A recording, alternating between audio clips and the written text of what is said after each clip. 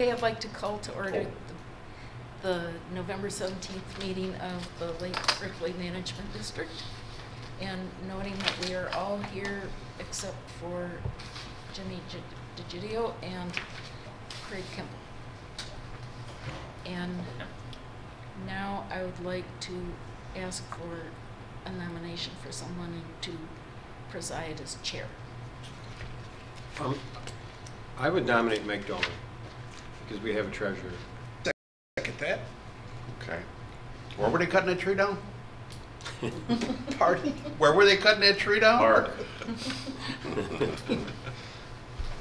I accept. Okay? Okay.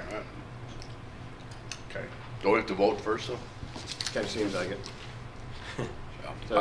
We had a Was there a second? Well, yeah, I second. You second. second, yeah. So then- All in favor? Aye. Okay. Don't screw this up. I'll try not to. Okay. We called to order. We had the roll call. Did we have the roll call? Yep. Yes. Okay. Public comment on the roll call? No. Approved minutes of last meeting, October 20th of 2018. I can approve. Georgia approves. Second. Mike seconds. Sorry. Okay. Okay. Mike Sabella with the treasurer's report. Thank you, Mr. Chairman Pro Tem. The report for the month of October 31st, 2018 has been distributed to the board members. Our receipts for the month amounted to just short of $60. Our total disbursements for the month of October was $8,337, and attached on page 2 is a listing of the disbursements, which we'll need a motion and approval on that, Mike, later on. But Okay. the unusual items I want to draw your attention to: we finally got an invoice in October, and we paid the bill for accounting services, $457. That dates back to 2017, the fourth quarter and really the third and fourth quarter 2017, and the all year in reporting. So they're a little lax in getting an invoice to us, and I asked them to sort of make sure they get us an invoice here on time in 2018 so we can get it paid by the end of the year. We had some work done on the pickup truck, $338. Some water testing done by Andrew did the testing. The lab work was done by the Wisconsin State Lab of Hygiene. Is that it, Andrew? Yep. Yeah. We did receive some of our lost payroll from some of our harvester guys. Bruce Crump got his payroll in. We paid him. And other than that, only other items, we paid for the fence gate, the new extension of the gate over at the harvesting area, the site there. The scout camp. The scout camp, right? We extended the Looks the pretty gate. good, yeah.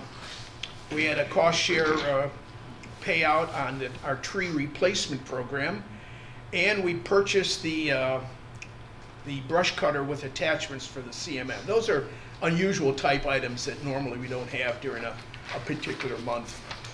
Total disbursements were $8,337.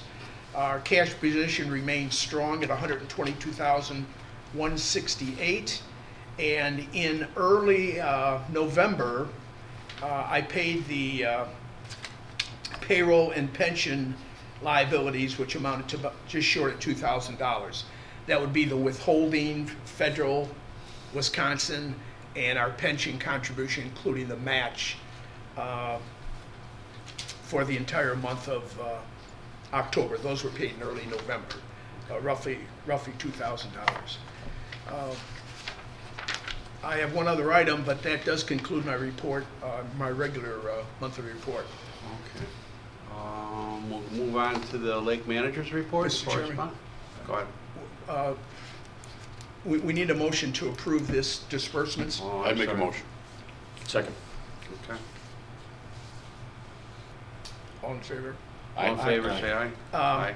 One other item I want to mention, I reached out to our local bank, and I set up a meeting this coming week with the old ownership of the bank. The bank's changing hands in January 28th or 29th, officially. And I set up a meeting with an officer of the bank for this coming week. He's supposed to reach out to me on Monday or Tuesday on this interest issue. And I don't have any official feedback yet, so we'll see where that goes. But I just wanted to bring the board current on that issue. So. That's And great. that- Just a point of interest, with the food pantry, we had a CD and the bank was willing to negotiate a higher rate of interest for that CD, not to lose it. So, I know that's what you're going for, but Right. Yeah. they do that. My general feeling is they're going to do it because the sale is in January, and they don't want to lose $80,000 to $90,000 Right. of deposits at this time. Yeah. But whether it continues on into the future, we Right. don't know. But it's something we just have to monitor. The current rate for the month of October, with here it is right here. With the local government investment pool, their investment rate for the month of October was 2.2% on an annualized basis. We're getting for the month of October through the bank 56 basis points, which is a little bit more than 0.5%. So where we're getting 0.5%, local government investment pools paying 2.2%. So. And again, with the food pantry, they wanted to renew it at 1 point something, and they went up into the 2s someplace. Okay. So. But that's a fixed investment. What we're talking about is Right. more of a money market account. Right, So right. we'll hope for the best and we'll work it out there. And that, Mr. Chairman, concludes my report. Thank you, Mike. Okay, can we move on to the lake manager's report and correspondence, Andrew? Certainly. All right, so our stream monitoring has been continuing. Big projects lately are the lake planning and the grant writing that's kind of associated with all that. So I spent a lot of my time researching the projects that we're going to be working on, coming up with the general plans, communicating that with the committee, getting feedback from some of my colleagues in DNR, the county, and elsewhere. So that takes up quite a bit of time, and it's fun to get those projects rolling. Let's see, we had a trail camera and still do out in the preserve as part of the Snapshot Wisconsin program. It's been picking up some pretty interesting things. I went and actually purchased 2 more of the same kind of camera to put out there to be able to look at different habitats in the preserve. And then I've also got one of those planned for a future project that we're actually talking about. That's cool. We've picked up some, a lot more deer, some nice deer that might get harvested today. And there's coyotes, tons of raccoons out there, squirrels and everything else. But one of the more interesting things that we saw on the camera in the last couple of weeks was a badger. So we got a badger out there. No way. Really? Yeah. So we have one sighting of a badger out there, but otherwise we have weasels. I think a flying squirrel. It was very blurry. What else has been out there? All kinds of stuff. Turkeys. He showed me a turkey. Yes, turkeys. Whoa. We had a lot of turkeys out there. Kind of interesting. The first half of the year we didn't have any turkeys. I'd seen tracks, but they just didn't, go in front of the camera. But we had quite a few this summer. So that was cool, including some young turkeys. So we've got some breeding out there. I have seen young pheasants out there as well. So not on the camera, but in person. So it's good that we've got some habitat out there that we're providing for those creatures. So that's kind of a fun project to be able to share with the public, and just to get to see things that you don't normally see. Mike, do you ever post those pictures, or are those available for the public to see? Yeah, I have posted them in the past, and I'll be posting some more. Okay. They go in the ripples at the least. Yeah. But I got a couple of cool ones with. I got a turkey that like looks like he's looking into the camera.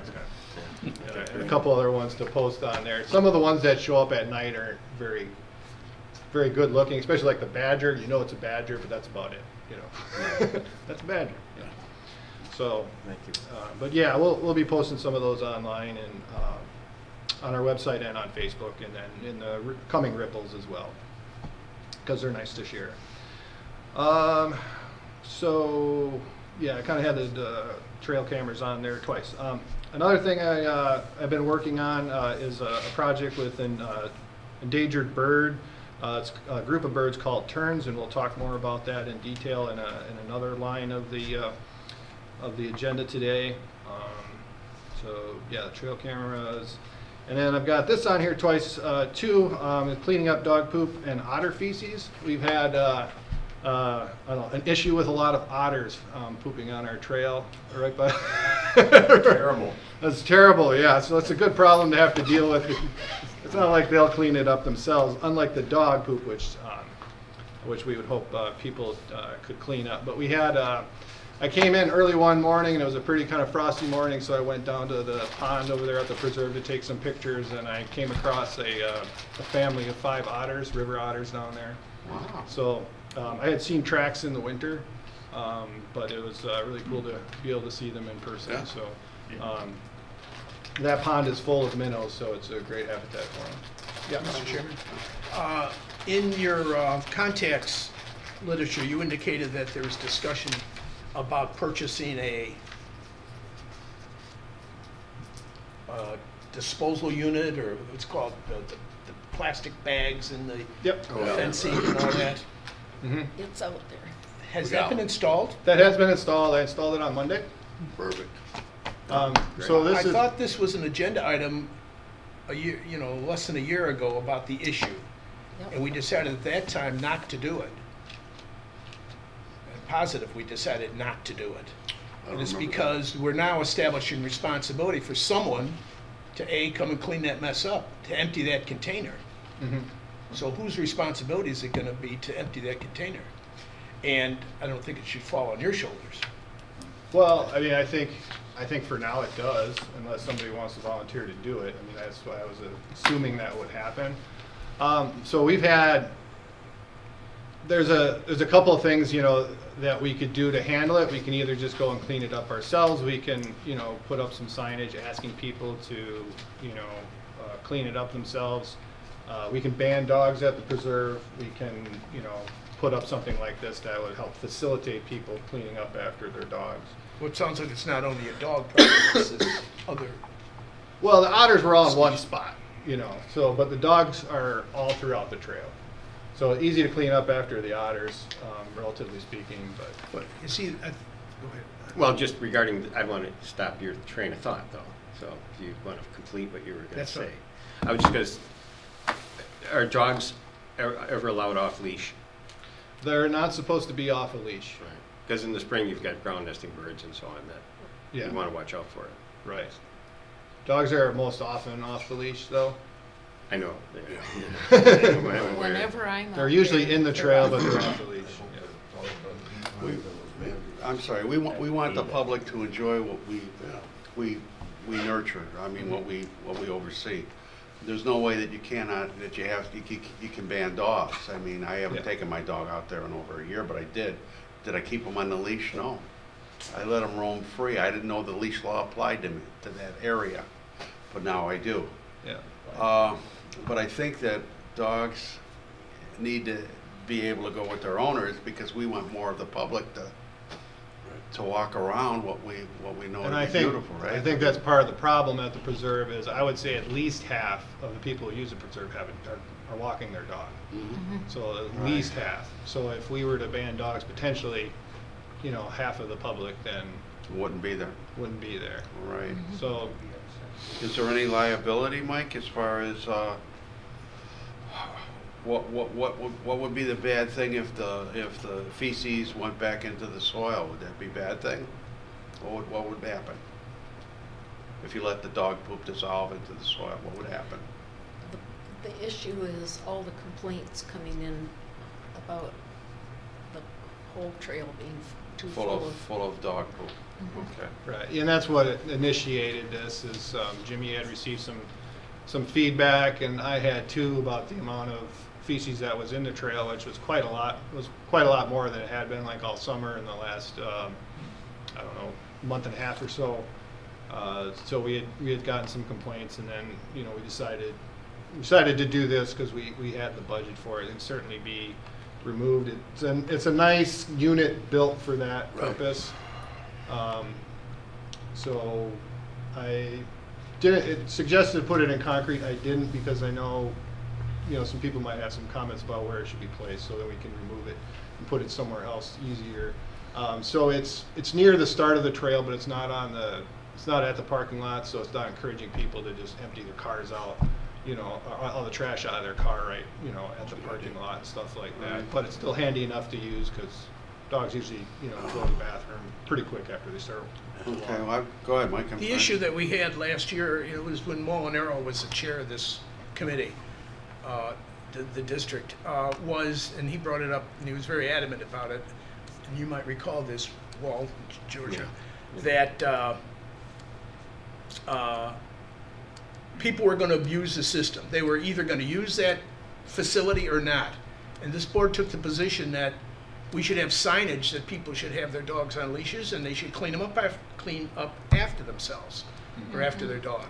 And this is going to cause, I'm afraid it's going to cause a problem, because people possibly will dump trash there, and people will possibly, and now we have to have a set program and arrange to have that emptied out. I mean, that looks to be a little bit more than a 3.5 or 4 gallon container. You know, it's hard to tell the picture, but, and we're gonna have to buy the supplies to fund it, to, you know, supply it, and make sure the bags are always there. It was just, at that time when we talked about it a year or so ago, it was decided that we were not going to do it. Mr. Chairman? Go ahead, Mike, finish. Just going ahead and doing it, I think, is not right, without bringing it back to the board. Okay. Mr. Chairman, I would make a motion that we have that pet station as it is right now. And if it becomes a problem, we can always Yank it. readdress it. It's not in concrete. And if we're gonna have our manager patrolling the trail to clean it up, the dog feces, I mean, that's not a great use of his time either. And to the extent that we have to clean this thing out, I think that's a better use of Andrew's time cleaning it at one spot than having to walk the trail. And if it doesn't have the impact we want, You can remove it, we right? can remove it. So I'd make that motion. Okay. I think because we don't have an item on the agenda for this, and it's not an action item, it's not described, we haven't given notice of this, we shouldn't take action today, but should we put on another agenda? Okay. Put it on Do next you really month. think we need to do that? Yep. It is on the agenda. By law, you have I to. mean, it's on his report. Everything that's on these reports that takes action you should have some assumption that there's going to be action. Well, then I would change Notification. mine from a motion to look at a consensus for the board, because I don't think that's that big of a deal. Consensus for the board. You can't make decisions without people being properly notified. I'm just asking for a consensus of the board. I don't think you can do that. It's not an action item. It is when you're asking for consensus from the board in a meeting, that's essentially taking an action. It'd be Okay. like talking outside of the meeting. All right, so I we're think gonna put couch it on- the idea? I think we put it on another agenda for this Okay. item for discussion and action. Next month.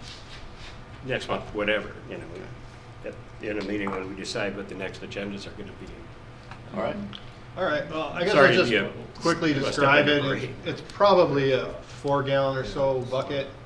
And it comes with bags that are they're specifically designed for each of the items, so you can order more.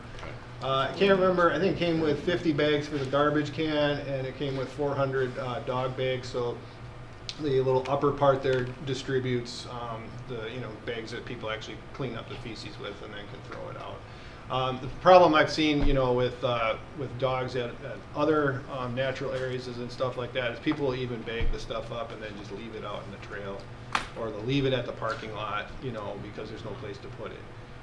And that was the case when I set this up. Somebody had a bag of dog poop at the parking lot, you know. So I don't think there's a great solution to it. But I mean, this is, you know, something that I guess we decided in the short term to employ. But, and it also brings up that, you know, this is going to be my intention. I think the board's intention too is to get more and more people out there to enjoy the preserve, and there's going to be more and more conflicts that we're going to have to, you know, deal with as there's more and more people. I mean, we have a lot of interests out there right now. We have hikers, joggers, dog walkers, hunters, you know, and they all don't always, you know, not that they don't get along, but their recreation can, you know, conflict to somewhat, and that's going to be something that's going to keep coming up. I got a question. Getting back to the leash law, there is a leash law that does our preserves. In other words, Yeah. I think it even says that on our On the sign. sign. it says that on our sign, the leash law. Yeah, and we can. So it came with. It's this- to protect the ground nesting Okay, birds. okay. So this thing came with, you know, everything you see as a kit, you know. So Right. like instead of the sign that says pet waste station, we could put a sign up at the top that, you know, a brief sign that talks about, you know, please clean up after your dog, please keep your dog on a leash because we're trying to protect ground nesting Sure. birds and stuff like that. So Okay. that would be a good place to add it. Would that be all right, Mike, if we put a sign up there? No, the point I'm trying to make here is that we agreed as a board not to do this. Now all of a sudden unilaterally we did it. That's the point I'm making. Without never bringing it back to the board. It might be considered a minor point, but the fact of the matter is, we said, no, we're not going to do it. And now all of a sudden we did it. And maybe I should address that comment to the board chair rather than, you know, at this meeting. But the fact is. Well, I apologize for that. I did not know that, you know, I knew it was an issue that had been discussed before, but I didn't know it was. In theory, it's a good concept, and I might have, you know, originally been in favor of it. I don't recall at that meeting back in, well, it was before Jimmy was elected. I don't Or remember. appointed. It was a long time ago. I don't remember. Yeah. Okay. But that's the issue I'm making, how it got up there. Well, if you don't mind, any action the board takes can be reversed by a future board. So Yep. this is an item that should be put on the agenda and To reverse. discussed, and everybody come back with their ideas and thoughts about it, and discuss it properly, and maybe decide to do it, and maybe not. But especially when it includes spending. You can't take an action on something, especially with spending that the public isn't notified about. It's just not, it's not good. It's not legal, it's not good. But, yeah, I'm sorry, Mr. Chairman, I didn't mean to delay this, but I was missing your point that, are you saying that Andrew doesn't have the discretion to spend money to buy a And if 200, it was- how much did that cost? if it was an error, you know, Andrew made an honest mistake, he's got petty cash, he's got some authority to spend money. I don't think there's a problem with that. Right. But now that Mike has said, oh, you know, we made a decision at Right. one time not to do this, now we have to address that, because that was a formal decision that was made. Right. The public believes that was the decision. Right. So, and like any other decision, you want to just reverse it on a whim. Right. But I do believe we've given our manager discretion to spend up to a certain amount of money without board approval. Yeah, I do. I think Okay. that's probably right. You wouldn't want to not have that. Can I ask a question? How much did that cost again? It was right around $270 for the whole thing. With 100 bags or 50 bags? 50 bags for the can and 400 bags for the dog food. Okay. All right, I guess we'll bring it up when Jimmy comes back, huh? So what is your, Yeah. like, what is the limit for him to spend discretionary spending? I don't know, I think we set it at $750 or $1,000 if I recall, this several months ago, do you recall? I thought it was I don't- 2,500. I don't think we. I thought we, yeah, we'd have to look. I thought we did because of the outboard motor or something, or was that for bids? Well, That might have been for bids. for bids, it's $2,500. So if I have any project or product to purchase that's $2,500 or more, it's the state law that we would have to go out and get at least 3 bids for it, which is what I did for the motor. Right. Now, so for the motor, I didn't really have a budget line for it. And so that's why it definitely had to come through the board, not necessarily, I don't know what the, you know, how much I'm allowed to, you know, spend on a specific item. But I certainly would come to the board anyway. I mean, it's just, even if it's not, you know, and it's sort of like you guys really didn't think anything of it when I wanted to spend about $700 on a brush cutter. You're like, oh, well, it's in the budget for the preserve, you know, okay, go ahead, you know. And it didn't come up as no motion was made or anything like that, because it was the budget was there. And so this was a similar kind of thing where I thought, well, the budget's there. It's, you know, it's part of regular management. Right.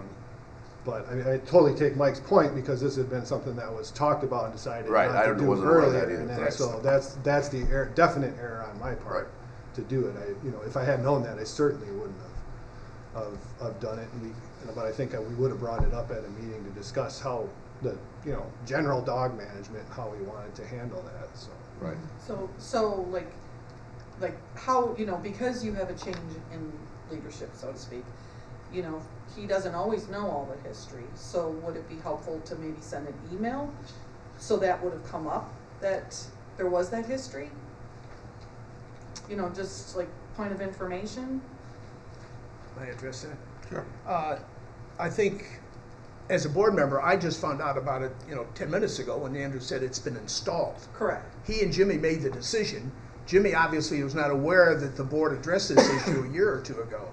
When the He doesn't remember. Yeah, so, but it was in the minutes. Now, we're not Right. expecting the new chair to go back and read minutes for 5 years ago. Right. But the fact of the matter is, had it been brought up, anybody that's been on the board for an extended period of time would have remembered that, hey, we talked about this.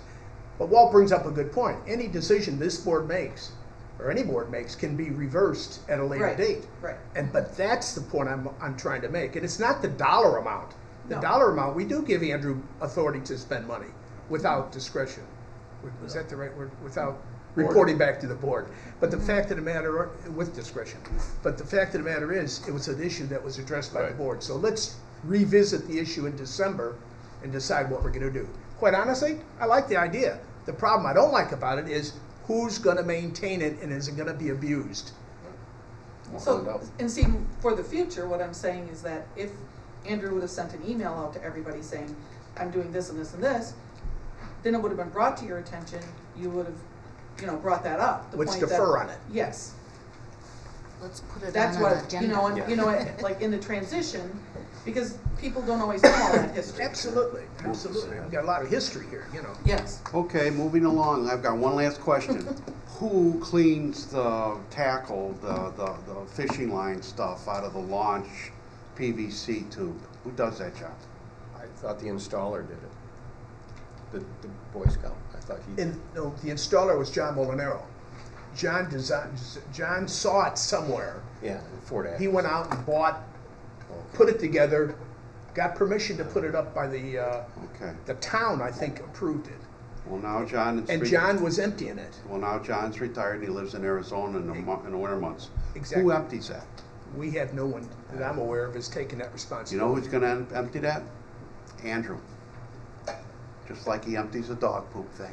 And is that right? I mean, Yes, it is right for the simple reason that I would rather have my own personal belief is I would rather have a station for dog poop than to have the public come and step in it and tell each other that, hey, the trails aren't being maintained, there's a bunch of dog poop. Okay, I think we've discussed this enough. We'll table it until December if that's okay. Well, that's one reason I'm getting an intern. There you go. There you go. Okay, moving along. Do we have to vote on any of this yet? No, we can move along. We don't need a second on his report? Or do we? No, he's not finished with you. Not Not finished with finished, it yet. okay. Great, sorry. Okay, so the next thing on my activity highlights is brush cutting. So I was able to purchase that steel brush cutter. So it's like a grass trimmer, but it's got basically a saw blade on it. Also has a trim head on it too. But I tried it out. Works really good. We can cut stuff up to about 4 inches in diameter because you can walk around. Really? You can walk around it. The tree then falls on your head, which is kind of uncomfortable, but I figured at some point we're probably going to be buying or at least using chainsaws on the preserve, so I got at the same time I got that, and it was on the list of things I was going to buy, was the safety equipment for a chainsaw. So I have a hard hat with the hearing protection, and it's got a face mask on it and stuff like that. So these light trees hit you in the head, they just scrape you up. So it's it works just fine for that. And then it's got also chaps for the chainsaw and stuff like that. Yeah. So I wanted to make sure when we got this thing that we had the best adequate safety equipment and stuff like that. So probably I need to get steel toe boots, but other than that, we're pretty to go. So pretty good to go. So that works real well. Walt came out with me to take a look at some of the brush issues and tree issues that we've got out at the sort of the eastern end of the preserve. Because Walt's got a walk behind brush cutter that can handle stuff a lot faster than a person coming in with a hand trimmer.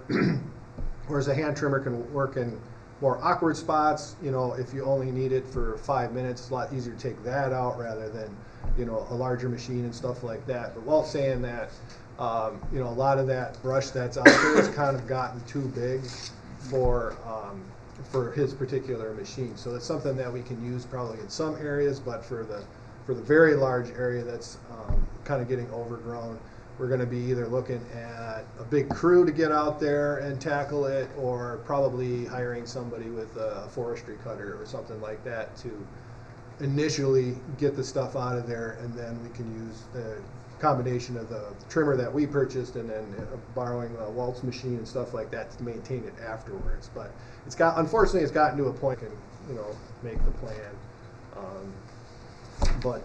So we'll have to put that in a future preserve budget to get that work done to protect the restoration investments that we've already made out there. Chairman, a question on that? Sure. Is that work better done in the winter than is there a better season for getting rid of that stuff? The best time is right before leaf drop off, and then you cut it down before the energy goes back in the roots. That's what I was told. So that's the most destructive time for it. Yeah, just at the end of summer. Yeah. But other than that, it doesn't really matter. Okay. My machine, you know what a brush cutter looks like. It's got a single blade. Yeah. It'll take down 1-inch trees. It's anything you can kind of bend over, it'll chew on for a while. Knock it down.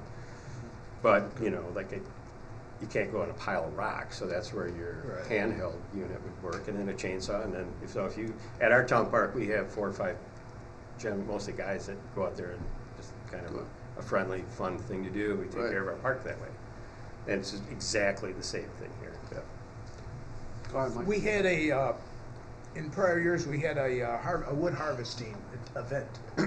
Have we scheduled one of those for this year? Yeah, it's on here, December 1st, Saturday. Oh, okay, I'm sorry.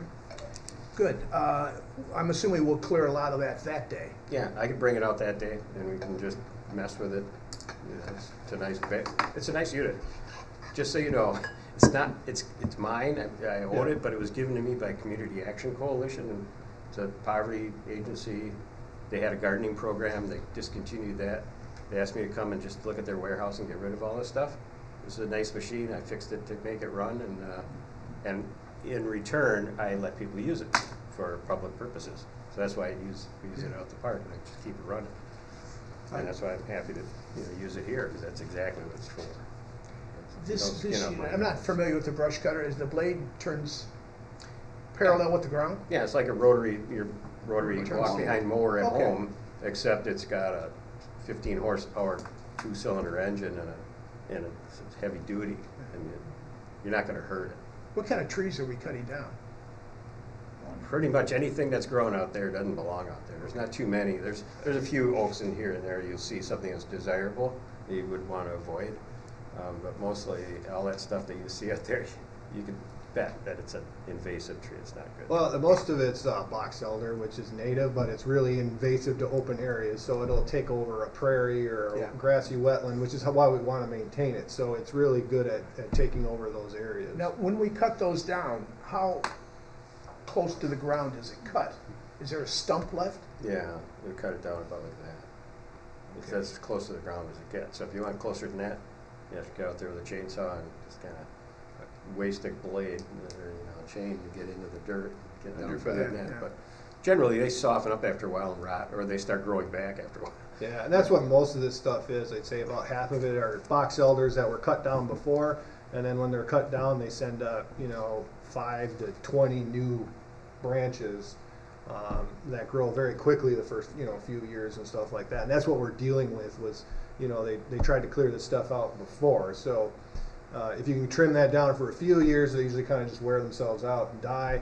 But the other option is to cut them down, treat just the stump itself, brush herbicide on that stump to kill it and be done with it. Yeah, now these are not on the trail, are they? The reason I ask that question is because if we leave a 6 or 8 inch stump, we may be creating liability for anybody that's walking on the trail. Yeah, so these are off the trail, but it also prevents us from getting in there in the future with some equipment. So like if we're hiring somebody to do a prescribed burn or something like that, they're not going to be able to really drive a pickup truck through it or something like that. So we're going to have to, or it's going to be difficult. You don't want to be driving over stumps in your pickup truck all day, I don't think. And one thing we're going to look at is actually creating a path to be able to drive over there and to cut a fire break and stuff like that in the future. So with all the things that are happening, it's probably going to take a couple of years for us to really tackle that project. But. Okay, I have a question here. This December 1st, Georgia, is the public invited to that, or is it just us? The public's invited to it. So anybody who wants to. All right, are we going to post that in the paper? Or? Yeah. So we'll should get it in there really fast. So we'll get it in the paper. We'll get it on the website, and then Facebook, and then I don't use it very often, but we have an email list of I can't remember 1,000 people or something like that, and then we email out events like that, like the plant sale or something, because I don't want to give people too much information. So you would start here at 8 o'clock or whatever time it would be, and we would take them over to the preserve where we're going to operate, correct? Yeah, we've got like a legal form that tries to remove us from liability if they do something wrong or whatever. Okay. And it's basically down trees is what they're allowed to cut, anything that's falling already on the down. ground. Okay. Because we don't want people out there felling trees on each other. Right. Picking the wrong tree and all that kind of stuff. So. Okay. But if somebody wants to come out and just help us cut brush, they can do that too. Most people aren't going to come out and cut brush because they're after firewood, and this sort of thing isn't what they're looking for.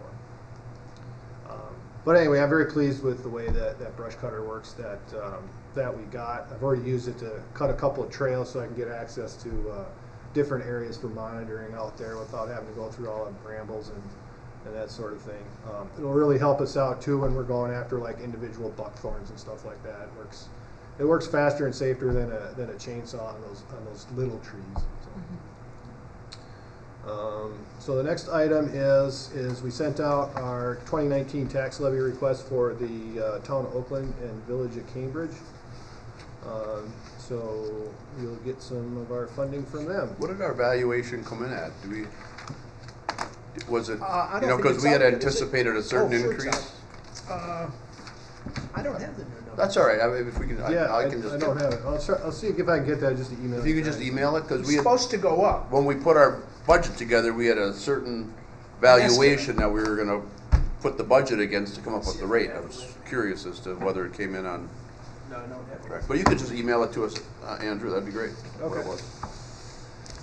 We anticipated an increase, which would lower the levy, Right. but I don't know if that came through. Okay, so short midterm plans, kind of some of the same similar things. So lake planning grant, wetland planning grant, all these things we're going to talk about in more detail in a little bit. Correspondence, Roger had sent a note to me, apologizing for some of the words that he'd used at the October meeting. I was grateful for that because a lot of people, are, get heated and, don't ever say anything. But I don't think Roger was really out of line, but you could tell he was frustrated with the whole dam issue and everything like that. But so I would appreciate, Roger saying that. So thank you. I wish I had better answers and more definite answers on that situation, but that's just kind of the nature of that beast, unfortunately. On election day, and I'm going to butcher their last names, Dale Namio and Rick Exum.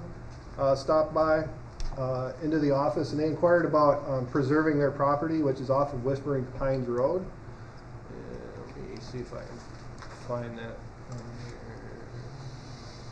here. Pines or poplar? It's both. It's right in that. I had it over here. They're behind. Oh, because they have a Here we house go. behind them. Oh, okay. So. But I know they have more than one house, so.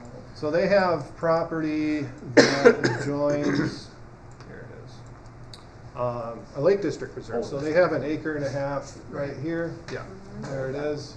And then they have their houses, I think, on 2 or 3 of these lots.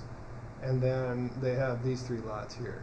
And so they inquired about, they wanted this property preserved somehow. And so I gave them some options. So one would be a land trust. We talked a little bit about that on our last meeting. So that's usually just like a conservation easement, and that's attached to those properties that they can't be developed. Another option would be to sell them to us, to donate them to us in some fashion. They're concerned about, because these roads don't really exist right now. They're plotted and available for development, but there's no road there. They really haven't been cleared. They use, I think, this one about that far for their driveway.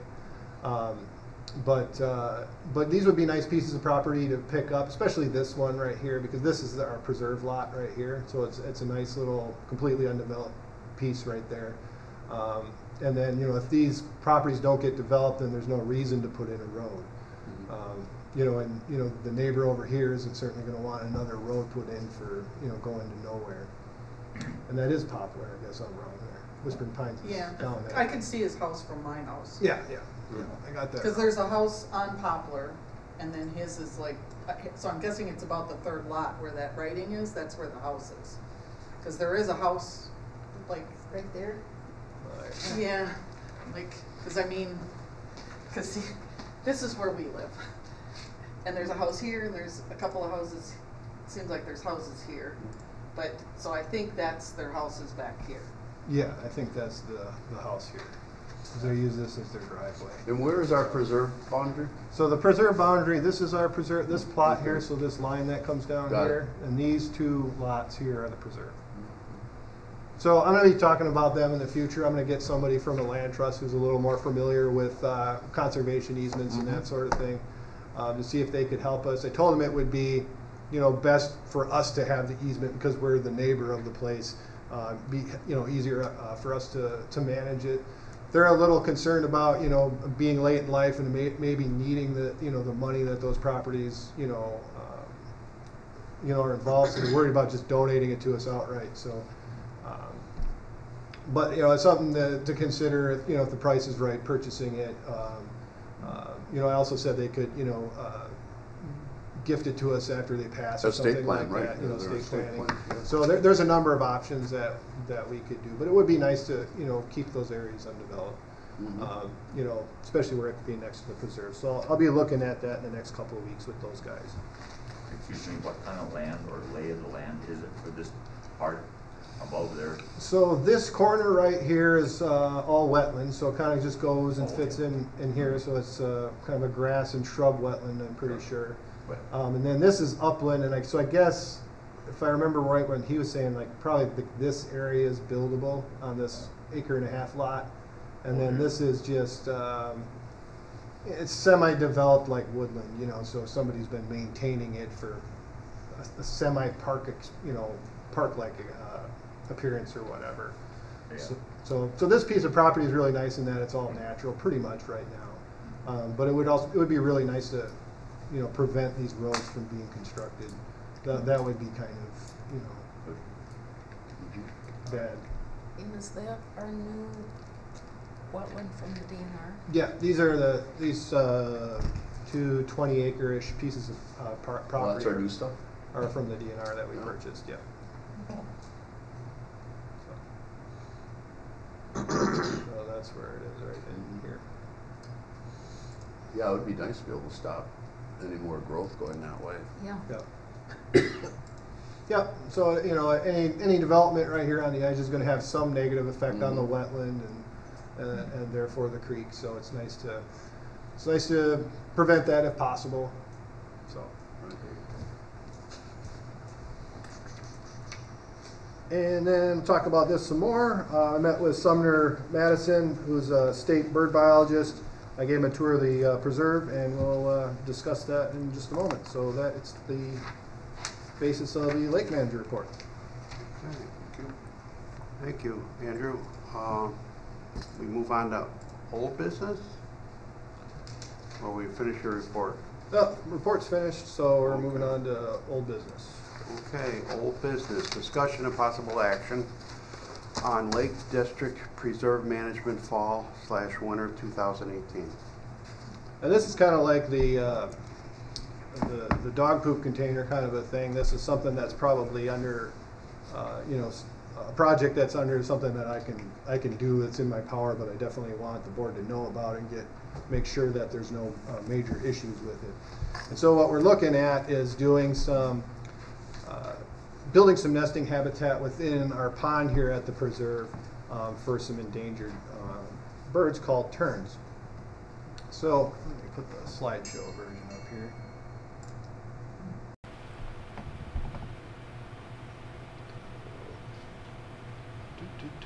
Okay, yep, so I'm making some nesting structures for terns. And so in Wisconsin, terns are little birds. They're kind of like gulls. And like a small gull in some respects. And there's 4 species that nest in Wisconsin, and they're all endangered. And the primary reason they're endangered is because they just don't have a lot of nesting habitat. So there's the Forster's terns, which used to nest on Lake Koshkonong, so they were nesting nearby. They like to nest on floating marsh vegetation. There's the common tern, which likes to nest on beaches. Caspian tern also likes to nest on beaches as well. And the black tern, they nest, they're the smallest one, they nest by themselves on little mats and little pieces of floating vegetation. And so they'll nest in kind of a loose colony, whereas these other birds will typically nest in dense colonies. So here's a Forster's tern I caught. Unfortunately, it was wounded, and we took it for rehab, but it didn't make it. So they're kind of cute. They're kind of small, so they're maybe half the size of a gull. So they eat tiny fish, some invertebrates, but they have a unique way of fishing, where they fly around and then they hover, and then they look down, and then they plunge straight down into the water and get their food. So they're kind of fun to watch.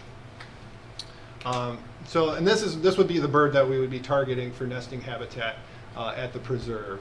Is this a Forster? This is a Forster's tern, yep. And so this is a nesting colony here. So if I get my... Is this from our property? No.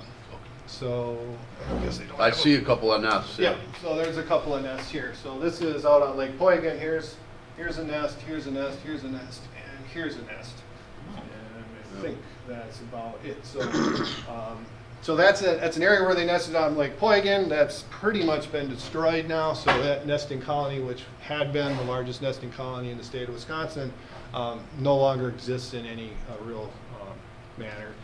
And again, this is why they're endangered, because they don't have a whole lot of places to nest. This is a chick, Forster's tern chick, so they can move around right after they hatch. So we scared this guy doing our nest count, and so he took refuge there. And you can see they're pretty well camouflaged. They're only about, about this big, pretty small little guys, pretty cute.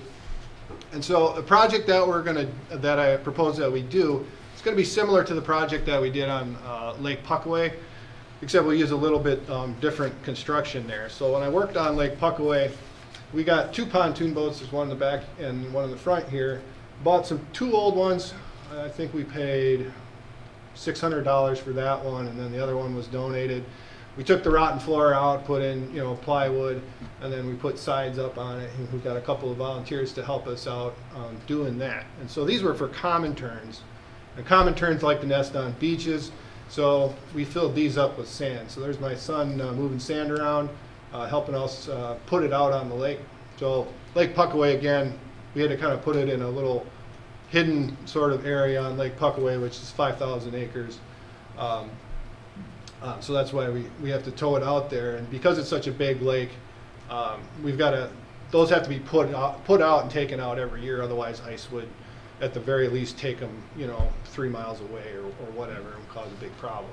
So on the little pond that we have, we don't have to worry about ice in that respect, and we wouldn't be using pontoons, we'd be using plastic floats, and so they could be actually just left out there all year round with little damage. And so this is the bigger pontoon we had, so we had 2 pontoon boats out there. This is the second year they were out there, and I've circled a couple of nests. So the first year that it was out there was 2013. They didn't nest. The second year, between the 2 pontoons, we had 2 nests. And then by 2017, we had 43 nests on 2 pontoon boats, and that was the largest colony inside the state of Wisconsin. So there's a larger one on Lake Superior, but interior of Wisconsin, it was the largest on a couple of pontoon boats. So a project that cost a couple $1,000, was highly successful. And you can see these what look like terns that have fallen over. Those are decoys that I carved. So it helps those birds identify that this is a good place to be. And they don't need them anymore because they're used to nesting there. And the common tern and the Forster's tern look pretty much the same. So the 3 birds on the right are common terns, and at least the one that's second to the left is a Forster's tern. So they look almost exactly the same. So the commons have like a blood red beak, and the Forsters have the orange beak and feet. So you got to be pretty good at identifying. You got to get a really good look at them to positively identify them. But they have that opposite habitat that they nest on. Are they migratory? Do they move around?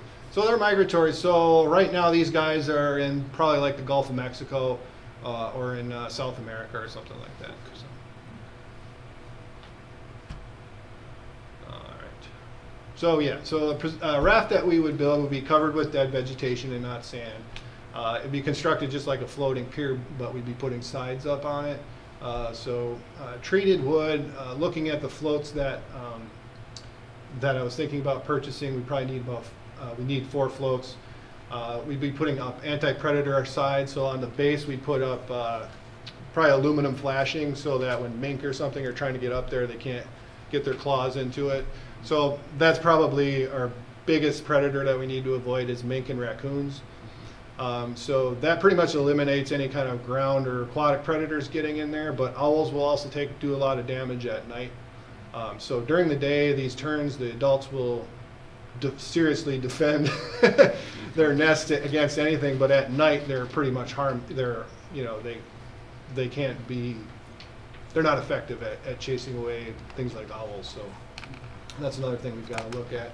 So we look at building 1 raft. Depending upon the construction of it, we'd be looking at like something that would hold 6 to 10 nests.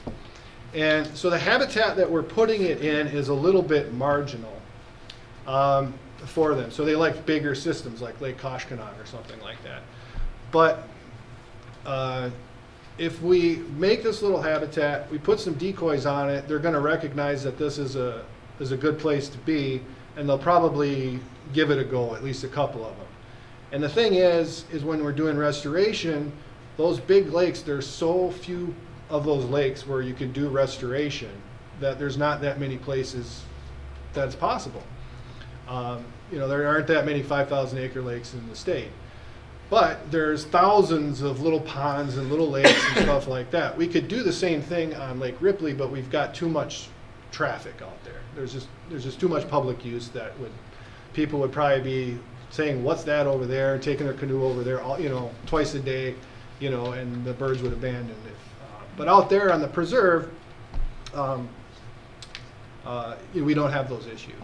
So I think in talking with Sumner, he said, the chances of success are, maybe 50-50. They're not the greatest, but if it is successful, it's a big deal, not just for our location, but also as an example for the rest of the state and actually the Midwest, where these birds are endangered all over the Midwest. So what I'm looking to do is basically purchase those materials on our preserve budget, which we have a pretty good a set of funds left here, and then we probably construct it on the ice in January, maybe early February, and then it would be ready in situ when the ice goes out. So these guys typically show up like last week in April is when they're starting to look for nests. So it has to be out pretty soon. Well, when you get the wood and the floats, how big is this unit going to be? Each unit? Yeah, 4x8, 16 by. So we'd be looking at one unit. I was going to talk with Craig and some of the other guys who are a little bit better at construction to see, what's the most economical way to do it. So, if we make it with 12-foot boards or 8-foot boards, to kind of determine the overall size of it to make it the most economical in terms of the amount of wood used.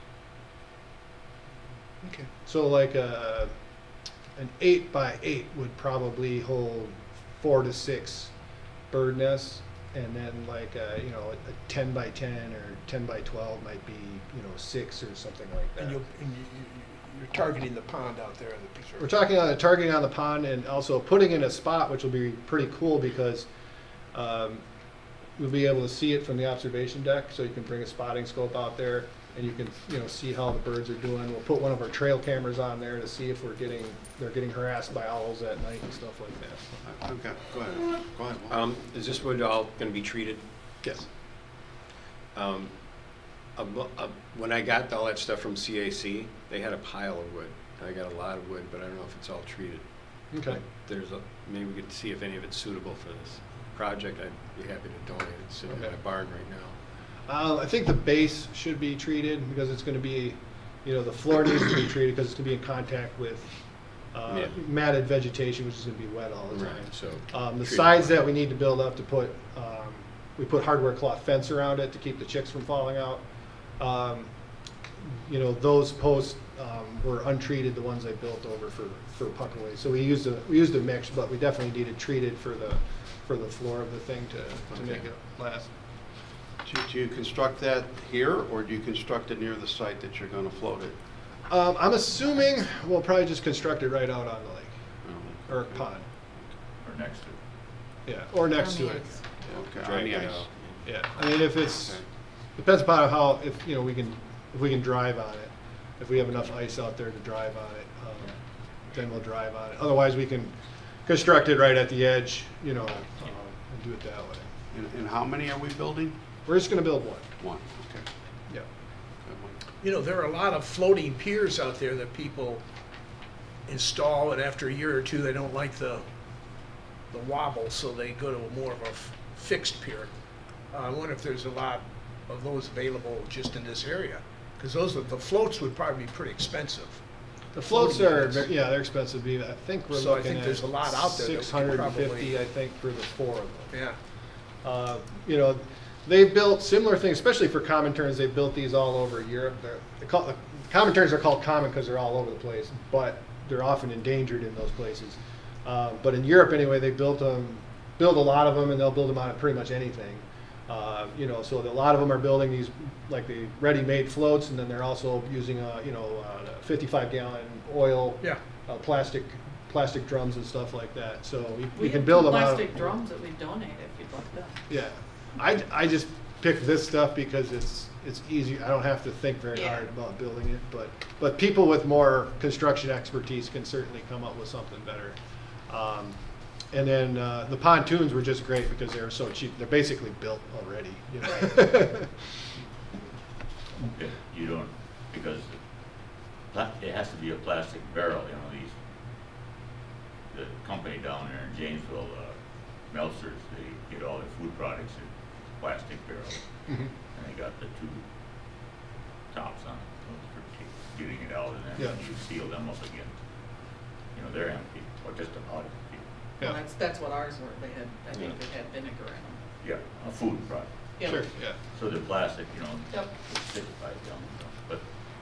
But I don't know if that lowers the cost. Maybe you have a way to find. There's a way Yeah, it would definitely lower the cost. I mean, if they get donated, we're going to save $650.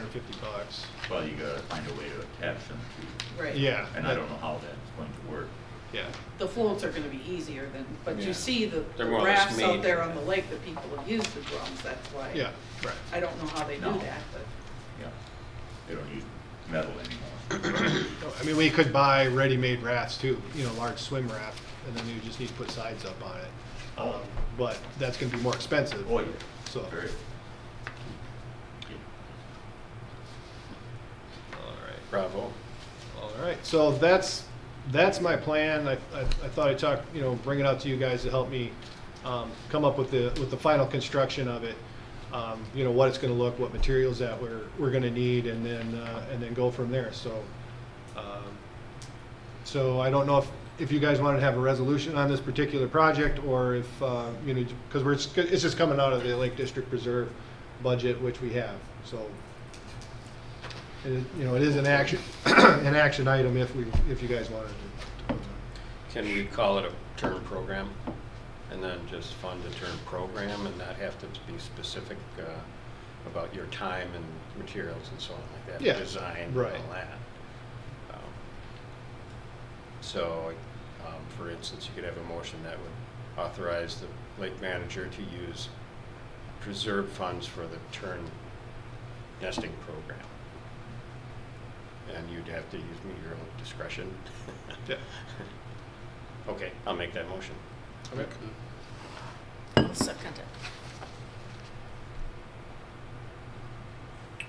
it. In terms of discussion, if we're going to have any, we have one of those floating. We have a floating raft that we have in the lake, and it would seem to me rather than using the marine plywood, which is one piece, you might want to use a treated, 2x6s or 2x8s, so that water could actually, there'd be a little space, so that water could actually drip through, and so it wouldn't all have to gather all year long on that plywood. And right. Not that you could have predators come up through it, but a little spacing, Sure. on it. Like a standard wooden deck with floats. Yeah, like a wooden deck, exactly, like a wooden deck or something. Rather than having marine grade plywood, a 3/4 inch plywood that. Right. Yeah, because still- on the pontoons we did the plywood because that's what they're made for. Right. It didn't take anything, but. Right. But I had to drill holes in it. Yeah, you could do. Yeah. For some drainage. Yeah, because of the rain. Depending on when you're going to build it, I'd be happy to help Okay. build it. So it'll be a fun project. So sometime after the first of the year? Sometime after the first of the year. Yeah, as soon as we get enough ice out there. Okay. But we're going to gather materials, where we're going to store those.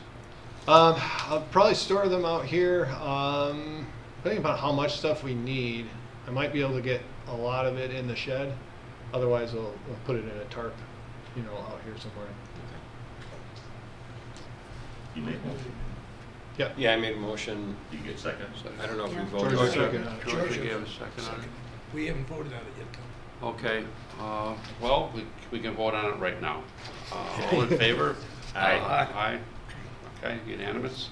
That we proceed sometime after the first of the year to construct this, and it's gonna just be great for these terns. Yeah, it'd be cool. All right. Okay, so next item on the agenda here is applying for the Wisconsin DNR large-scale lake planning grant.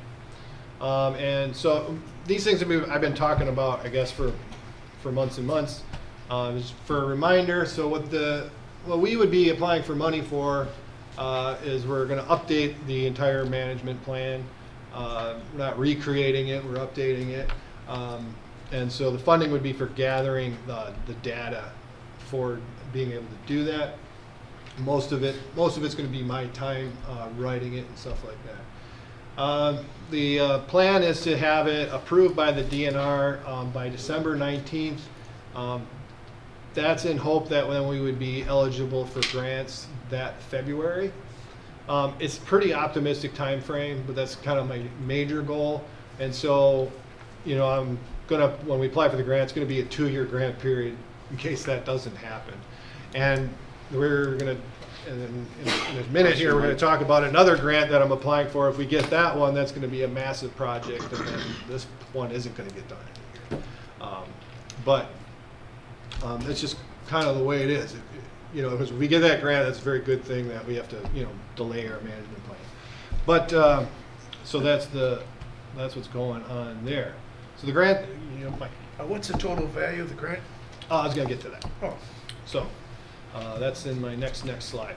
So the grant will pay for, this is what I want our specific grant to pay for, water quality testing and equipment, So it'll pay for some of that stream monitoring that we're doing, so we can do that a second year. It'll pay for additional monitoring on the lake. So we've been doing monitoring on the lake for pretty much ever, but this would expand it to get us a better snapshot of what's happening over an entire year. Usually we just start doing the sampling in the summertime, and that's so we can basically give the lake a score of, you know, lots of nutrients or not a lot of nutrients, what they call the trophic scale. And then we can compare them to other lakes in the state to see how our lake is doing, which is very good, but then we're not really knowing what's happening in April or May or October. So I think it's important to every once in a while get a snapshot of that entire season, because we've had people say, well, geez, we're still got algae blooms in October and stuff like that. And so we need to be able to identify that we have those problems and then hopefully come up with a solution for the entire year, not just for July and August. So we're also going to be sending out a survey to the taxpayers, so people on tax rolls. So I would like to send out a survey to everyone basically on our Ripples email. And then, so that'll be expensive to print and then mail that, and then the return postage. So that will be the other kind of major expense.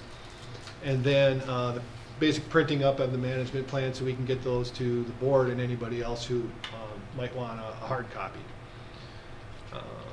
Yeah. When you mail out the survey, I think rather than mail it just to the people on the Ripples, you should send it to everybody in the watershed, because that's where we get our, or the sanitary districts, excuse me. That's where we get our funding from. So we can't, I don't think we should exclude anybody just by virtue of the fact that they're not on our Ripples mailing list. Okay. So just keep that in the back of your mind. Well, it's everybody on the tax rolls. You know, everybody in the Lake District who pays taxes. Yeah, that's what I mean. Yeah, yeah. Which is the sanitary. We follow the sanitary district. Yeah.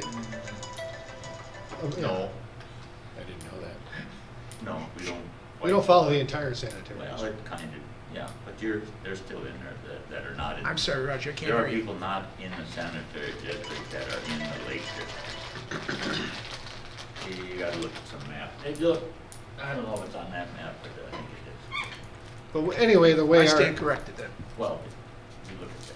however it is, whatever is in our management District. district, so they're supposed to get a newsletter and all that other stuff. And And they probably do. yeah, and they yeah. Not So to get you that's- sidetracked, but what does the survey consist of? So the survey, there's been, I think, 4 that have gone out in the past through other management plan processes. And they typically ask, you know, the general opinion of Lake Ripley. It's kind of divided up into recreation and use, and then also like ecology. So they ask you, you know, how do you feel about the water quality of the lake? And they'll ask a couple different water quality questions. So algae, water clarity, those are usually the major ones.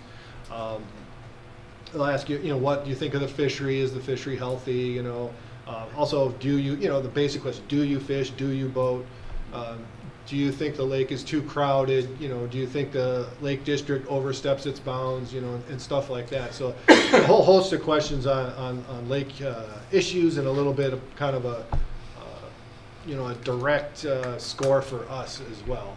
And so they've asked those, unfortunately they've asked the questions a little differently each of the 4 times, so it's not a real great way to judge the change in perceptions over time, which we would like to, you know, we'd like to hope our educational efforts are making, you know, changes on the public opinion and stuff like that.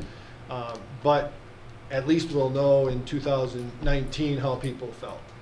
And, you know, so we can, if the people's major issues are typically water quality, crowding on the water are the 2 major things, and then the plants, you know, and you know, water levels are usually way on the end, and you know, there's all kinds of other things that are out there. But yeah, just a general assessment of how these people feel, which is really important for us, because it drives the, you know, our management plan, our priorities on the lake and stuff like that. Is this a survey that people will just be informing us, or will this be helping to make some serious decisions?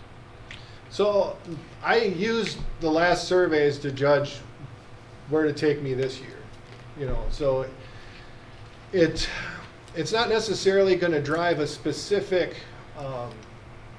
policy that we have, but what's most important, the policy to, you know, where do you want to put your money, where do you want to put your time and put your effort. So Yeah, when I saw that the major concern on Lake Ripley is water quality, you know, that's what I say, well, that's what I'm going to work the hardest on, because that's what the taxpayers, you know, want us to work on. You know, if they all are in agreement that they all wanted Lake Ripley to be the loon capital of the world or something like that, then we, you know, I would have put an effort into that. The reason I ask is I just got a book, I have just gotten in the first few pages, called, it's basically this situation. I don't know, the title is Democracy in a Thoughtful Way or something like that. And this guy who's an expert in the democratic process, basically the question is, how do you, in a democratic way, develop policies that people really want and will agree to do? Mm-hmm. And what he does is, I mean, he does this for the whole country of Mongolia and all of the EU, and you have a scientific sample of people, and over a weekend or some period of time, you survey them at the beginning, then you train them in the issues so that everybody's educated, and then this representative group, which is a scientific sample, does another question and answer survey at the end of that training period, and make suggestions or programs, or how do you want this government to, what direction you want it to go, what do you want it to do. But it's so well informed that people are making good, solid decisions based on good information, whereas surveys, you just hand it out. People don't always have that background information. Mm-hmm. That's why you have representative government, because your representatives are supposed to do the studying, because not everybody's expected to do all the studying. You can't expect that. Right. So, well, one of the issues is, like that. So anyway, I'll finish reading the book.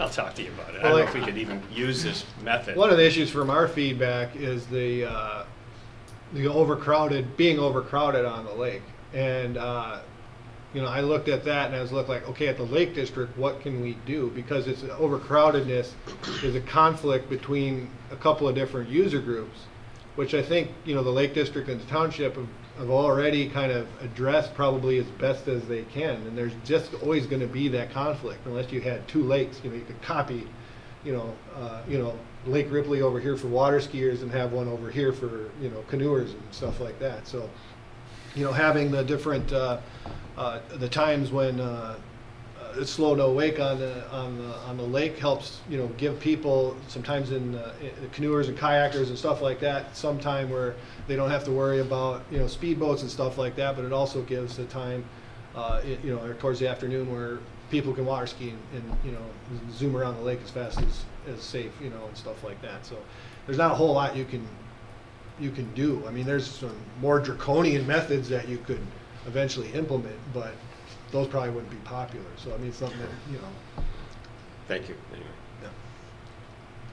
Yeah. Okay. Yep. So that takes care of that. So the grant that we're looking at is a large-scale planning grant. You can apply for up to $25,000. I'm anticipating we're going to spend around $13,000. There's a 25% match required on our part. That's going to be met by using a match on my hours, which are already budgeted for, donated labor, and so like if you guys are working on any of these projects, if there's a meeting that we're attending that is specifically for that project, for the updating of the management plan, everybody at the meeting here, you know, is working on it, can donate their time at $12 an hour. You know, so that's another match. The use of our boat, I think, is $100 a day that we can use as a match. So there's all these things. So there's really going to be not much any cash outlay unless we're spending a little bit more on an intern, for instance, and, and some minor things. But you know, the boat gas we can put on there. And that sort of thing. So it won't really be any problem for us to come up with a match just using my hours alone, because it's a time-consuming process. It's only $3,250. Yep. The match. Yep. Let's see. Yeah, and so I kind of estimated, but with my time and everything, that we're looking at a total project of about $23,000. And the other bit of information, the application is due December 10th. So one of the things that we need to do in order to make this go forward so that I can apply for it, because I don't have, the grant application completely filled out, is we need to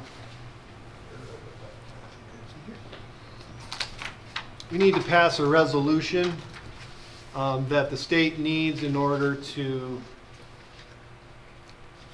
process the grant application. And so this is a standard resolution that they have. It's just, you fill in the blanks with the name of the Lake District and my contact information and whatnot. That's in there. But basically what it's doing is just authorizing me to apply for the grant and administer the grant, the bills and that sort of thing as they come in. So I will go ahead and just read that. Okay, so it's large-scale planning grant authorizing resolution.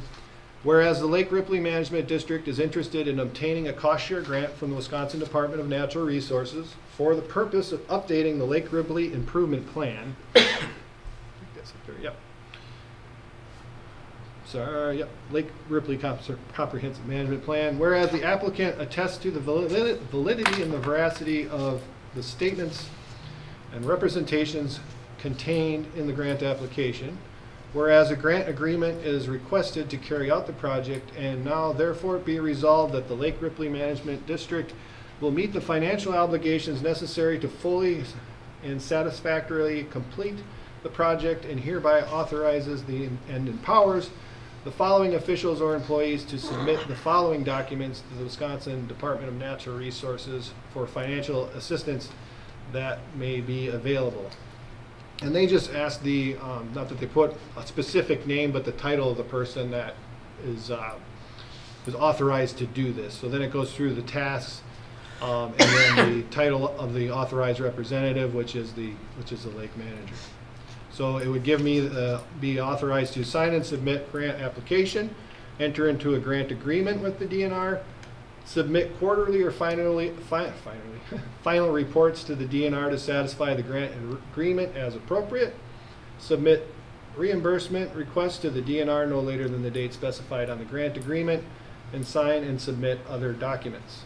So those responsibility would follow to the lake manager. Be it further resolved that the applicant will comply with all local, state, and federal rules and regulations and ordinances relating to the project and cost share agreement. And then if you guys adopt it today, I've got the date there, and then the certification, which would be signed by George. Yes. On the third sentence down, we need a closed parenthesis on after management plan. Oh, yeah. I noticed that when I was reading. It's the only thing I saw. Okay.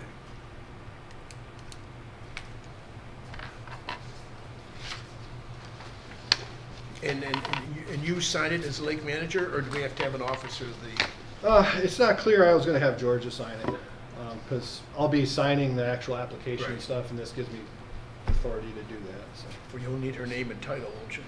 Yes. Underneath signature. Yeah, I got her title down there. Like. Oh, I'm sorry, District Secretary. District Lake Ripley. I would make a motion that we approve the large-scale lake planning grant authorizing resolution. I'll second that.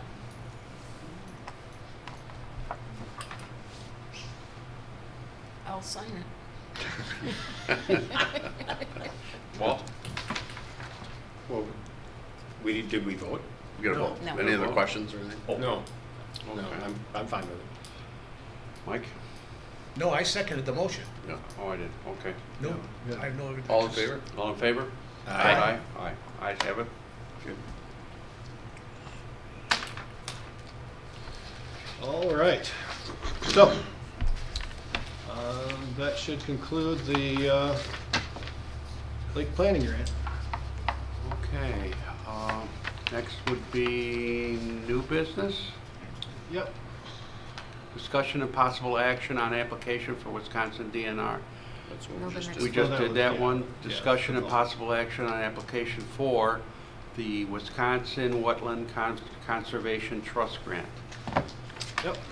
Okay, so this is a project I've kind of been talking about since February, that when we approved the funds for doing the stream monitoring, this is what this is leading into. So it's a project to change the district wetlands and the inlet stream so that it will lower the nutrient load of the inlet creek, thus improving the water quality of Lake Ripley and the creek itself. And so I've been talking about this a lot, and then I've been able to find some good illustrations as to actually what the work would look like.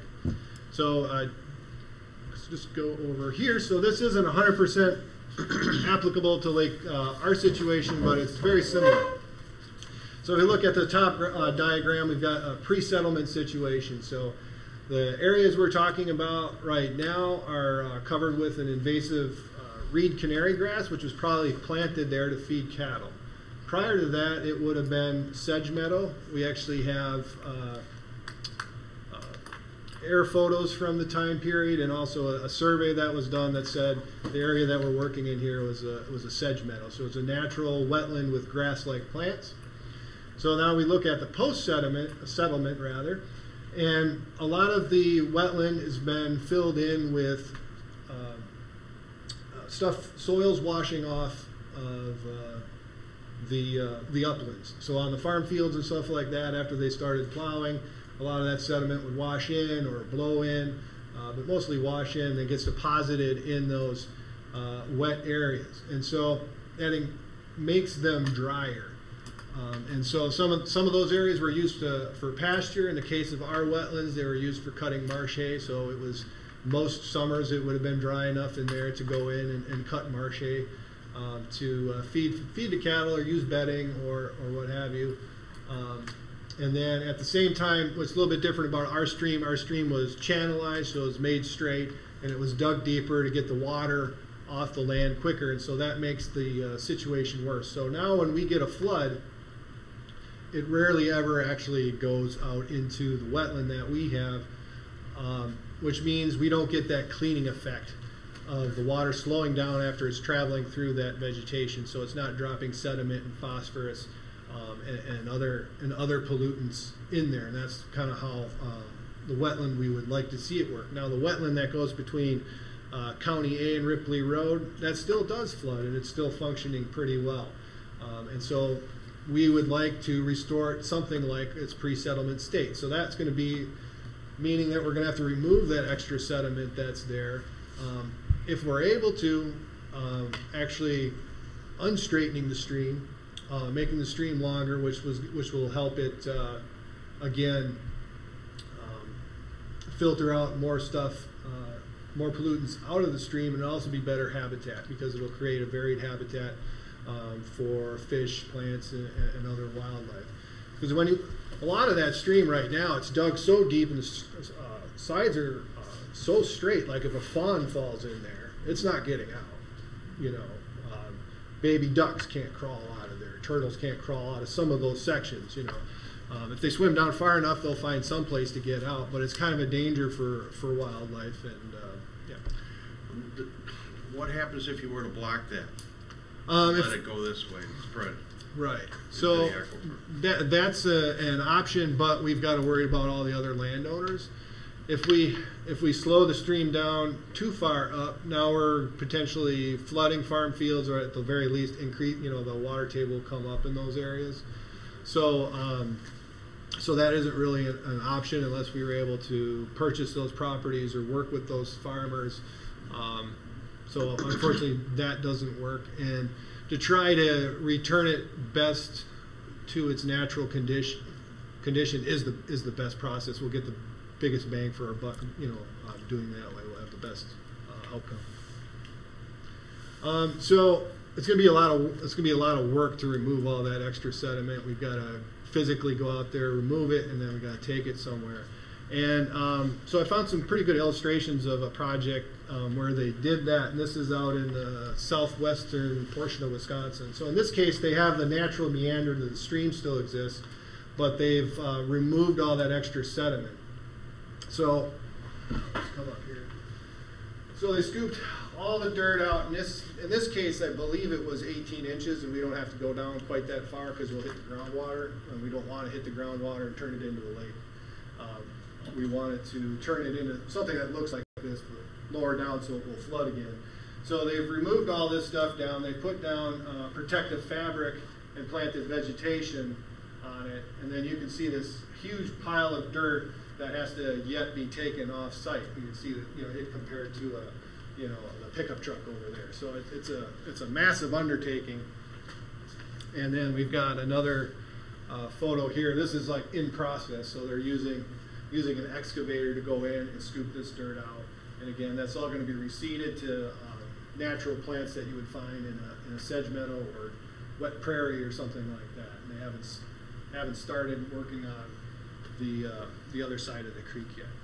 So, But yep. that big pile you had there on the previous picture, Yeah. how did they get it, the scrapings or whatever, to that pile? Very high. That I don't know. I'm assuming a dump truck, unless they were going in there with a scraper. Well, I mean, you going into marshes that's wet, you can't get in it with very little stuff. Yeah. It would get stuck, right? Right. So, I mean, I can see the backhoe you can reach. They're on a pad or something. Yeah. Oh, Right. Yeah, it's going to be, there'll be just some certain logistics that have to get worked out, the site specific. So we might have to work when the ground's frozen, for instance. That might be the case. or very dry conditions. Or very dry conditions. You know, you can't count on those, unfortunately. Like we had really good dry conditions early August, first 2 weeks of August. I dug some test wells, and the water table was down 2 feet. You know, and then 2 weeks later it was up above those holes. You know, so Thank you. yeah. So it's always difficult, and sometimes even in those frozen conditions, they'll have to build temporary roads like out of railroad ties, so they'll drive out on those. Mats, So they can yeah, or mats that they put out there. So yeah, that's one thing too. As we move along, we'll have to find out if it's even possible. You know, I mean, we might run into something where it isn't. I think we'll be all right out there because in the area I'm thinking of, we don't have springs or other areas that are always soft. So I think we should be pretty good as far as the conditions on the ground. But we'll have to take some more surveys out there before we know exactly what we're getting at. I have a friend named Caroline Claren, who's a wetland engineer. Okay. And she's moved up to Minnesota, and that's what she does for the federal government. She built the ones around here, east of here. I can ask her but I think bulldozer is what you're talking about. I think you use a bulldozer and you just keep moving it. But Yeah. wet is wet. Yeah. They don't like that. Yeah. Right. The other thing, what area are you talking about, would you say, to do some of this? So these are potential. These aren't exact. We don't have exact plans yet because we have to get some things in order before we can come up with a concrete plan. So for the grant that we're going to be talking about today, we're going to be looking at this area, and this is the Lake District Preserve. So if we go out into this area, then we've got to work with our neighbors and get their permission, get their interest and stuff like that in order to do that. Now we can do a project just on our side of the property, but if we can include the neighbors, then we can do more things, more types of habitat restoration, and make an even better project. Same thing goes from here. We've got a different landowner over here. You know, if we can make this wide enough, because we own, like I said, we're just owning this, basically this north side, and we can work with just the north side, but we're not going to be able to redo the stream meander unless we have cooperation from this neighbor and this neighbor as well, because the stream here comes up through here, goes right through the border. And so these are the areas, and then possibly this one, and then this is another project that we might work on at a later date. So this is all reed canary grass wetland, like I was saying. A lot of this was probably planted by farmers in the 50s or maybe before. It spreads. And it spreads really, really easy too. And then this over here is some of those box elders. There's kind of a little box elder forest that's going to have to be removed. I'm guessing we'll probably have to remove a foot of material, and this is like 8 acres, and so if we're removing a foot of material over 8 acres, then we've got to have some place to put it. I talked to our neighbor who lives up here, and they're interested in taking some of the soil, which is good. So the shorter distance that we have to truck it, the cheaper it's going to be. If we hadn't had this all restored prairie, like if it was going to be in a future project, then we could put it up there. But it's all restored. We spent the money, and it's really nice, so we definitely don't want to bury it. And then we could talk to the other couple farmers that are up here too, if they're interested in taking material. And it's all that black dirt, you know, that you get in the wetlands. Which is good for them if they can put it in place. Yeah. So That quarry up there, that water way in the center of the top there, those people might want it or use it. So those are the areas that are potentials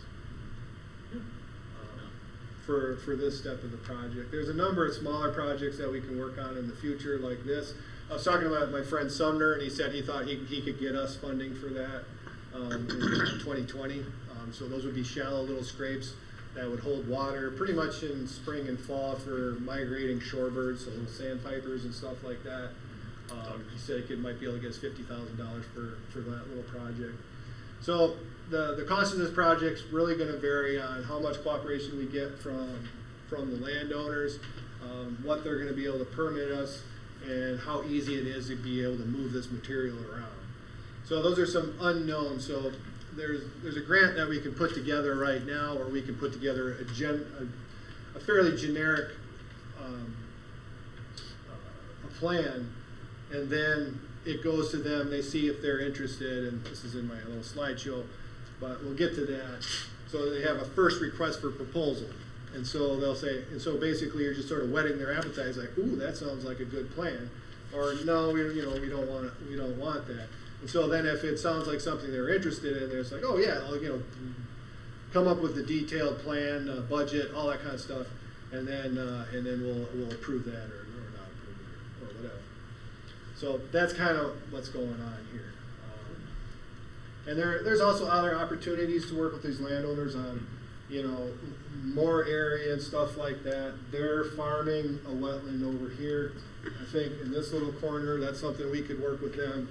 If with various federal agencies too, there's programs to kind of reimburse them for not farming that anymore. So that would be a good thing for the water quality on the lake too.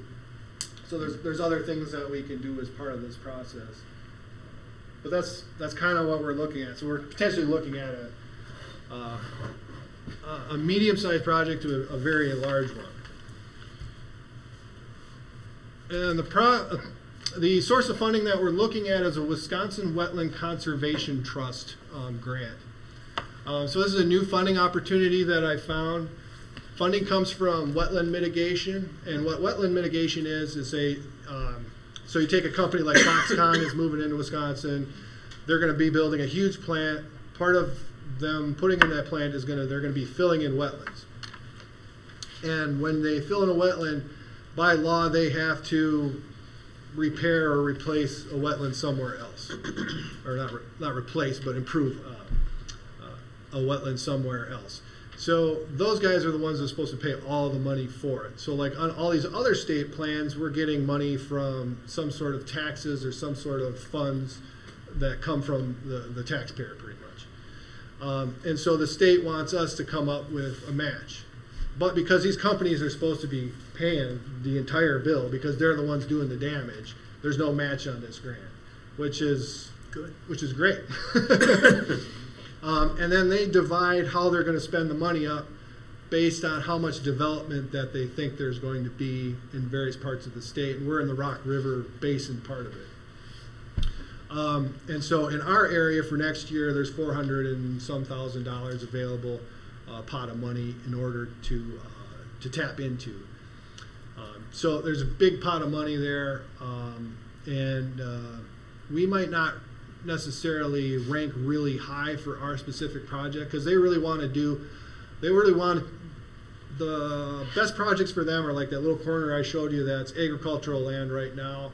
That area is tiled, so they've got those pipes going under there that's taking the water off. And that's the kind of little corner of the plan that they would really like to fund that would score the highest.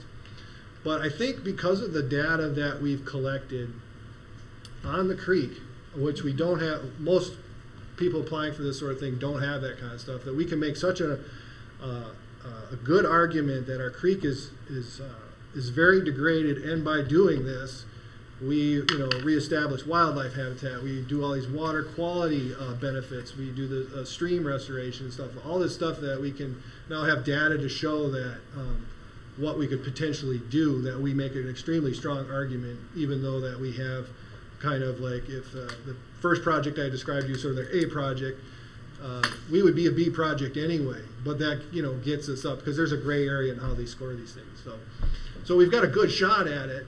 For this part of the process, like I said, there's a first request for a proposal, and that's just going to be my time putting this together. We don't need to go out and get engineers out there at this time or any of that kind of thing. So what we would need, though, is a letter of support from those landowners that we would be partnering with. So we don't need a conservation easement or a legal document yet. We just need, a letter of support from them. So that really saves us a lot of time to have to go through that. We'll need one eventually, but right now we don't. So, like I said, that's due. That first request is due December 14th. We would find out pretty much right away whether we would get a second request. So by the end of the year, then we would find out if we get a second request. And by looking at kind of the history of these things, if we get a second request, I wouldn't say we're guaranteed to get it, but very close. Our chances would be very high of getting it. We'll get something. Yeah. And then I also looked at the last 2 years. They have the whole thing, all the requests and stuff for proposal, and our region didn't get any requests for the last 2 years. So there's a good chance there'll be only 1 or 2 people applying. So I think our chances are pretty good. The initial outlay of money is only going to be my time, which of course is already accounted for.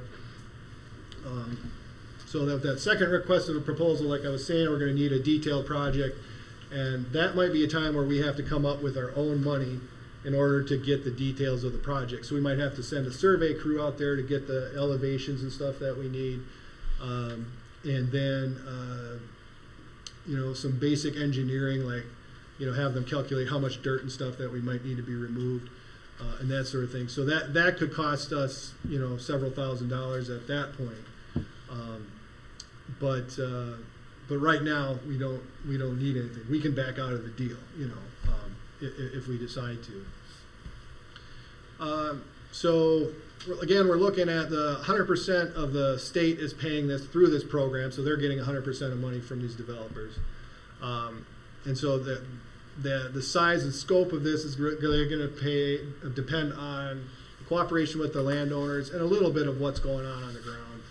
So that means the cost of this project is going to be right now I can't really say until I'm trying to contact those landowners right now. I can't really say exactly what that's going to be. But at a minimum, we're talking about a project that's going to be $80,000 and possibly up to $300,000 or more. And this would be pretty much all done within a year. So for this program, they want you to be complete in a year. So if they granted us the money in February, or we get it in February and March, they're going to want it to be completed within 365 days. So potentially we can do 90% of what I kind of dreamed of doing for this nutrient reduction plan almost by this time next year. So that's kind of, if we were to get this grant, it would really launch us forward.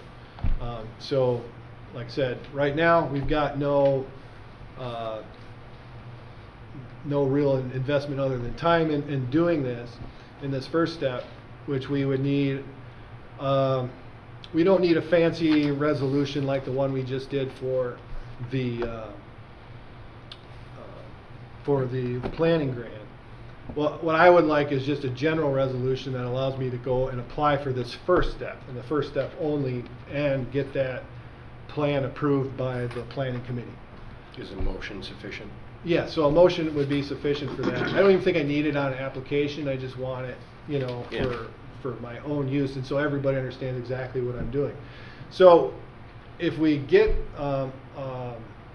if they request a second proposal from us, that's the time then we need to say, okay, I might need to say, okay, we need $5,000 to pay for this engineering and stuff like that, and it's, you know, the project's gonna be more hammered out and stuff like, more hammered out. You can say, well, you know, I don't want the district to spend $5,000 of its own money, or you know, this project's just too big, or I don't like the project, or whatever. So there's, you got, you know, the district has an out, you know, still. We're not locked into anything. It's not like this, which approves me to do all these different things. So would that $5,000 be considered part of the grant in the future, or is that outlay from the district? That's a good question. So that would be money that comes from the district. So this grant does not pay for anything that happens before. Okay. So there's another grant that I was going to apply for in, originally I had intended to apply for, we're doing this one first in February, and they would have paid for any engineering, upfront engineering stuff, but which is still kind of a roll of the dice because you don't know if you're going to get the grant. And, you know, we'd be in the same boat. But this is a project we want to do anyway, so in some respect, this is something that's going to happen, and whether we get paid for it. I've got a question. All right, so you spend all this money, you take this you take this body of water, and you make it so that it filters through the soil. Do you test this after a certain amount of time? Do you test it within a year to see if you've done the right thing, or how do you prove it out? Yep. So we'll be testing. We've been starting the testing basically, and then we'll be testing during, and then we'll be testing after for at least a year. So you should determine, you should receive a dramatic. Yeah. So we should see improvements in the creek by depending upon the rain event or something like that, nearly right away. As soon as the grass starts growing and stuff like that, we should start to see improvements in the creek. If we don't see quite improvements that we want, we might have to, you know, tweak things a little bit. And then hopefully after things really settle down for like 3 years or something like that, the potential of this, I think we have a good shot at removing 30% of the nutrients from that section of the creek, which is I don't want to say it's unheard of, but it's a huge thing to be able to do. You know, to be able to do that. So. Plus, we're restoring the wetland. So we were just basically been talking about that creek function, the creek and wetland function of nutrient reduction, but we've made the wetland much better for plants and animals, you know, and we've improved the quality of the creek itself too. So. I was just going to mention, you know, the word has been that the economy is moving along so much that it's hard to find construction firms to sign up. They're busy with everything else. So what happens if you can't locate and contract with an excavator? Yeah, that's a problem. Then we'll have to approach the DNR for an extension on the project, and I know that that's happened. I talked to one of my colleagues who, you know, they'd rather go dig a basement for Walgreens than worry about getting their equipment stuck in a marsh. Yeah. Or they may charge a little more or something like that. So, but it is something that may happen. But I mean, the state, you know, understands if you can't get that in line because, you know, it's not any fault on your part. You have to, you just, you know, the grant is, you know, gets canceled basically. But I'm certainly hoping that, you know, we don't get into that situation. And there's even like a small set of this project, a small part of this project, we might have the crew available to do it, you know, in the harvest crew, and actually just rent the equipment that we would need to do some of the excavation. There's one area is like a real small area that has pretty easy access and stuff because we have a dump truck.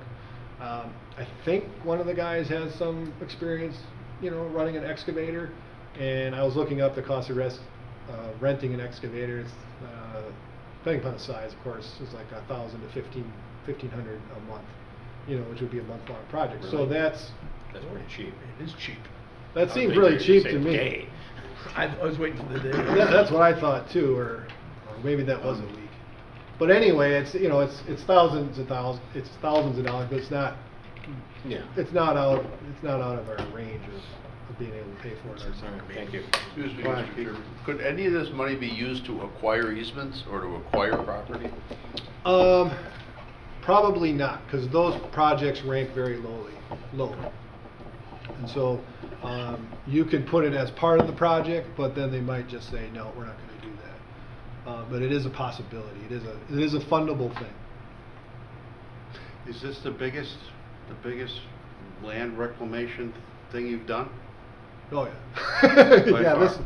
this would be by far, so this would be something I'd have, you know, a consultant would be, you know, brought in to, you know, do the main contract, you know, the main general contracting of the project, because it is such a, you know, a large scope. As we'll have surveyors out there, we'll have the, you know, excavators and stuff Because like that. when you started your presentation, you said, well, we don't want to go down more than 18 inches. Obviously, we don't want to create another lake. Yeah. And I'm thinking to myself, wow. Yeah. So you definitely need people in the know to know what's going on. Yeah, so we want to get people that are experienced and have done wetland or stream restoration Okay. on these sorts of things. Right. Okay. There's been quite a bit of that around Jefferson County already. Yeah. There's people around here that know how to do it. Yeah, a lot in Dane County, so, Yeah. yeah. So it shouldn't be too hard to find somebody to do it. Okay. So would you like a motion to allow the lake manager to submit a first request for proposal to the Wisconsin Nice try. Wetland Conservation Trust? Yep. I'd make that motion. Okay, anyone second it? I'll second. Georgia? Okay.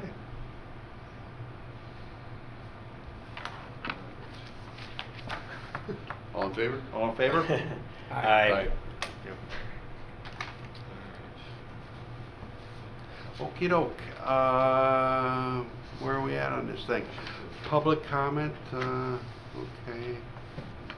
Well, are we ready to, Did you have any comments? Okay. are we ready to adjourn? Believe so. Motion to adjourn. Seconded? Great. Have a great day. Thank you. Aye.